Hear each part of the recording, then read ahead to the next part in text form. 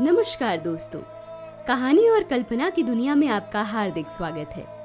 आज मैं आपको मुंशी प्रेमचंद्र द्वारा लिखित कहानी प्रेम की होली सुनाने जा रही हूँ।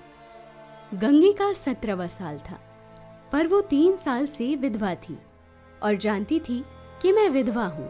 मेरे लिए संसार के सुखों के द्वार बंद हैं। फिर वो क्यों रोए और कल्पे? मेले से सभी तो मिठाई के दाने और फूलों के हार लेकर नहीं लौटते।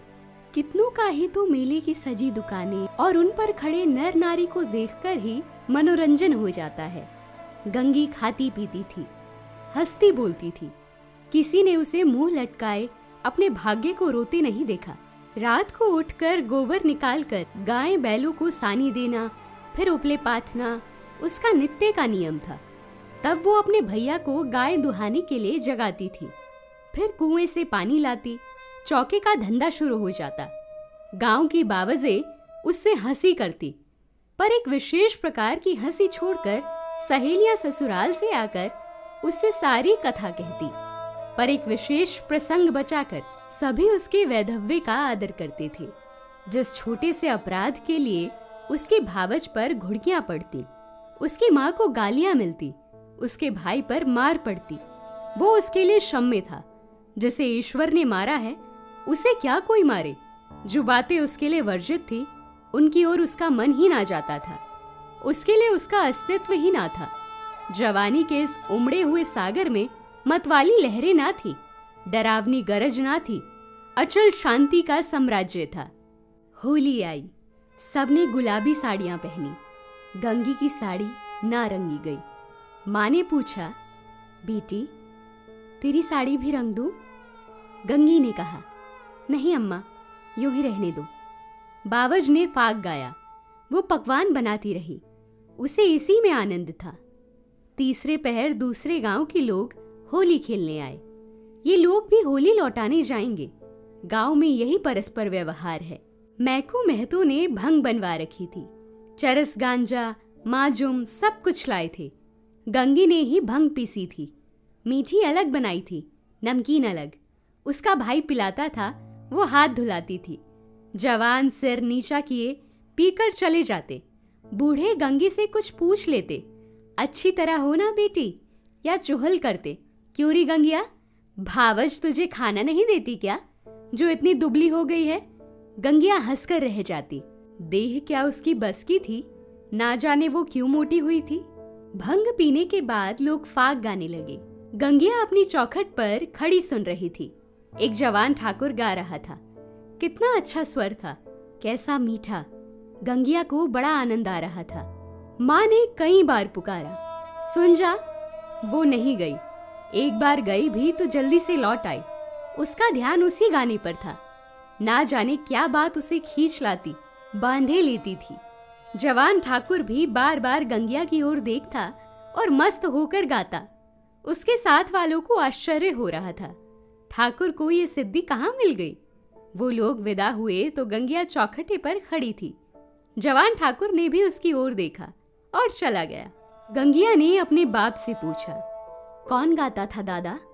मैकू ने कहा, कोठार के बुद्धू सिंह का लड़का है, गरीब सिंह। बुद्धू रीति व्यवहार में आते जाते थे। उनके मरने के बाद अब वही लड़का आने जाने लगा। गंगी, यहाँ तो पहले पहल आया है। मैकू, हाँ, और तो कभी नहीं देखा।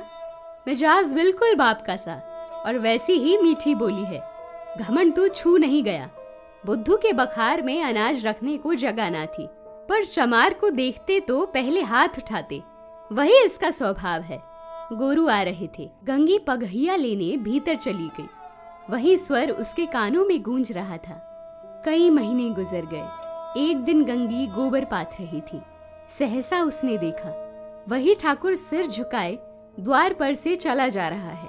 वो गोबर छोड़कर उठ खड़ी हुई। घर में कोई मर्द ना था, सब बाहर चले गए थे।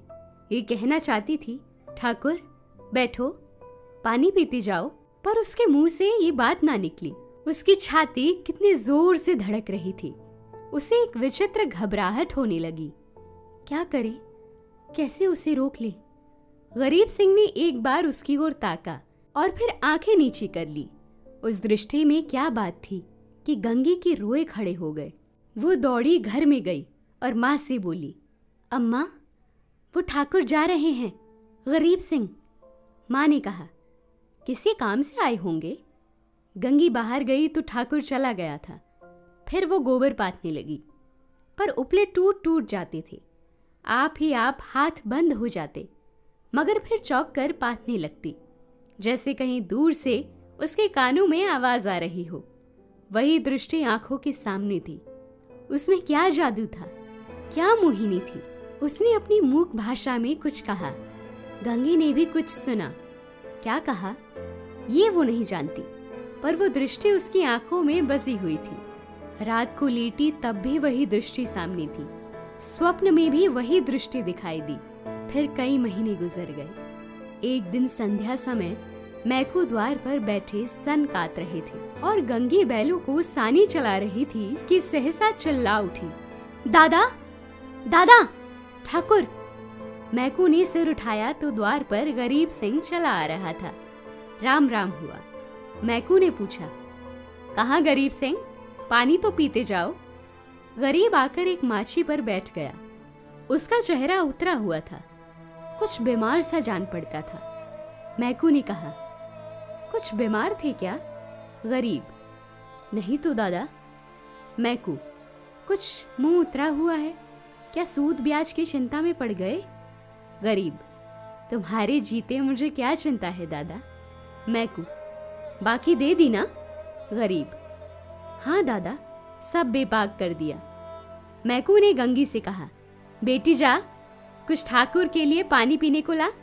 भैया हो तो कह देना चिलम दे जाए। गरीब ने कहा, चिलम रहने दो दादा, मैं नहीं पीता। मैकू, अब की घर में तमाकू बनी है, स्वाद तो देखो, पीते तो हो। गरीब, इतना बेअदब ना बनाओ दादा, काका के सामने चिलम छुई, मैं तुमको उन्हीं की जगह देता हूँ। ये कहते कहते उसकी आंखें भर आई। मैकू का हृदय भी गदगद हो उठा। गंगी हाथ की टोकरी लिए मूर्ति के समान खड़ी थी। उसकी सारी चेतना, सारी भावना गरीब सिंह की बातों की ओर खिंची हुई थी। उसमें और कुछ सोचने की और कुछ करने की शक्ति ना थी। ओह, कितनी नम्रता है, कितनी सज्जनता, कितना अदब। मैकू ने फिर कहा, सुना नहीं बेटी, जाकर कुछ पानी पीने को लाओ। गंगी चौंक पड़ी, दौड़ी हुई घर में गई। कटोरा मांजा, उसमें थोड़ी सी राब निकाली, फिर लोटा गिलास मांजकर शरबत बनाया। माँ ने पूछा, कौन आया है गंगिया? गंगी, वो है ठाकुर गरीब सिंह। दूध तो नहीं है अम्मा, रस में मिला देती। माँ, है क्यों नहीं, हाड़ी में देख। गंगी ने सारी मलाई उतारकर रस में मिला दी और लोटा गिलास लिए बाहर निकली। ठाकुर ने उसकी ओर देखा। गंगी ने सिर झुका लिया। ये संकोच उसमें कहां से आ गया? ठाकुर ने रस लिया और राम राम करके चला गया। मैकू बोला, कितना दुबला हो गया है। गंगी, बीमार है क्या? मैकू, चिंता है और क्या, अकेला आदमी है, इतनी बड़ी गिरस्ती, क्या करे। गंगी को रात भर नींद नहीं आई। उन्हें कौन सी चिंता है?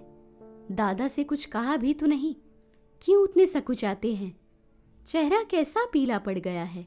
सवेरे गंगी ने माँ से कहा, गरीब सिंह अब की बहुत दुबले हो गए हैं अम्मा। माँ, अब वो बेफिक्री कहाँ है बेटी? बाप के जमाने में खाते थे और खेलते थे, अब तो गिरस्ती का जंजाल सिर पर है। गंगी को इस जवाब से संतोष ना हुआ। बाहर जाकर मैकू से बोली, दादा, तुमने गरीब सिंह को समझा नहीं दिया, क्यों इतने चिंता करते हो? मैकू ने आंखें फाड़ कर देखा और कहा, जा अपना काम कर। गंगी पर मानो वज्रपात हो गया। वो कठोर उत्तर और दादा के मुंह से, हाय, दादा को भी उनका ध्यान नहीं, कोई उसका मित्र नहीं, उन्हें कौन समझाए? अब कि वो आएंगे तो मैं उन्हें खुद समझाऊंगी। गंगी रोज सोचती वो आते होंगे, पर ठाकुर ना आए। फिर होली आई, फिर गांव में फाग होने लगा। रमणियों ने फिर गुलाबी साड़ियां पहनी, फिर रंग घोला गया। मैकू ने भंग, चरस, गांजा सब मंगवाया। गंगी ने फिर मीठी और नमकीन भंग बनाई। द्वार पर टाट बिछ गया। व्यवहारी लोग आने लगे, मगर कोठार से कोई नहीं आया। शाम हो गई, किसी का पता नहीं। गंगी बेकरार थी, कभी भीतर जाती, कभी बाहर आती। भाई से पूछती, क्या कोठार वाले नहीं आए? भाई कहता, नहीं। दादा से पूछती, भंग तो नहीं बची? कोठार वाले आएंगे तो क्या पिएंगे?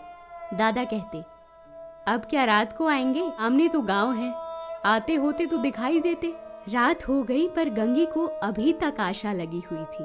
वो मंदिर के ऊपर चढ़ गई और कोठार की ओर निगाह दौड़ाई। कोई ना आता था। सहसा उसे सिवानी की ओर आग दहकती हुई दिखाई दी। देखते देखते ज्वाला प्रचंड हो गई। ये क्या? वहां आज होली जल रही है। होली तो कल की जल गई। कौन जाने वहां पंडितों ने आज होली जलाने की सायत बताई हो, तभी वो लोग आज नहीं आए, कल आएंगे। उसने घर जाकर मैकू से कहा, दादा, कोठार में तो आज होली जली है। मैकू, दुत पगली, होली सब जगह कल जल गई। गंगी, तुम मानते नहीं हो, मैं मंदिर पर से देख आई हूँ, होली जल रही है। ना पति आते हो तो चलो, मैं दिखा दूं। मैकू, अच्छा चल देखूं। मैकू ने गंगी के साथ मंदिर की छत पर आकर देखा। 1 मिनट तक देखते रहे, फिर बिना कुछ बोले नीचे उतर आए। गंगी ने कहा, है होली की नहीं? तुम ना मानते थे। मैकू ने कहा, होली नहीं है पगली, चिता है, कोई मर गया है, तभी आज कोठार वाले नहीं आए। गंगी का कलेजा धक से हो गया।